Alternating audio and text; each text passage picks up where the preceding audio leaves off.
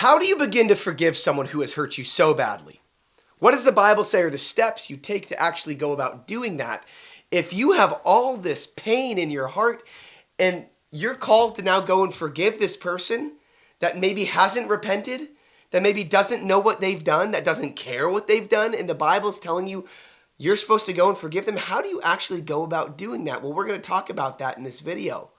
And if you haven't subscribed or hit the notification bell yet, please go do that so that this video can reach more people. I love talking about the Bible on this channel, and I love more than anything making the Bible practical.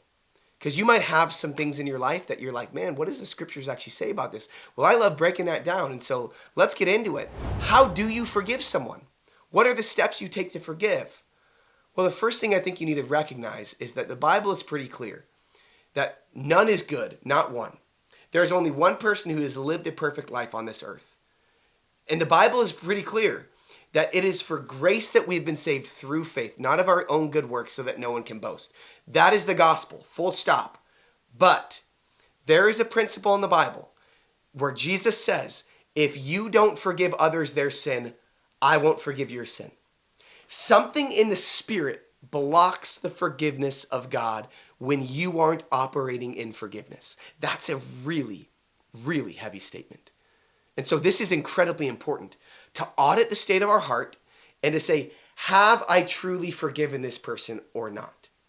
And I want to go through a few tells, first of all, to see whether forgiveness has actually taken root in our heart or if there's still some bitterness making its way, working itself all in our head and our thought patterns in our heart.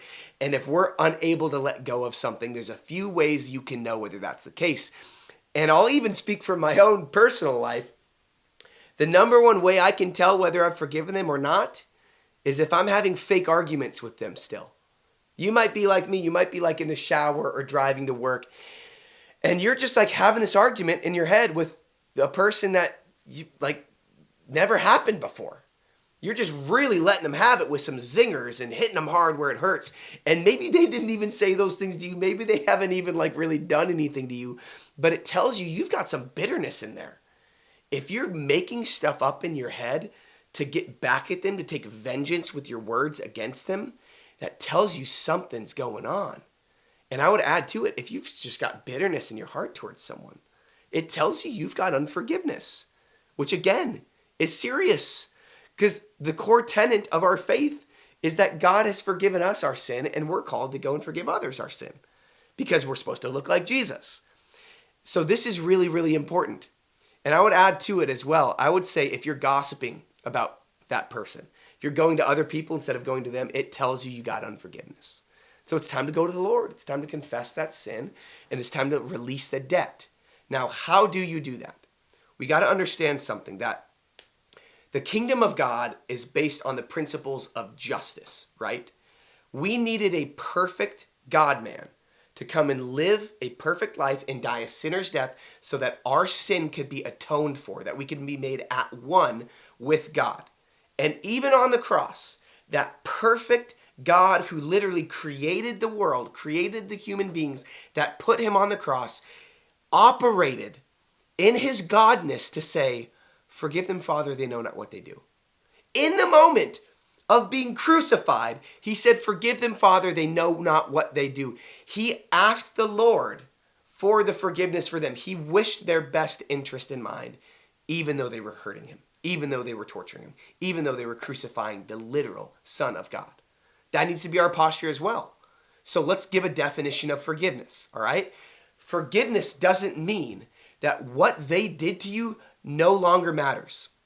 Forgiveness also doesn't mean that you should stop being hurt.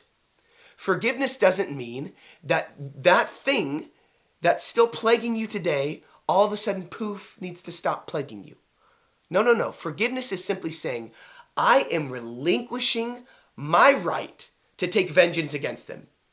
I am relinquishing the bitterness in my heart, and I am turning over that injustice to Jesus and saying they are no longer accountable to me in my wrath. They are accountable to you, Lord.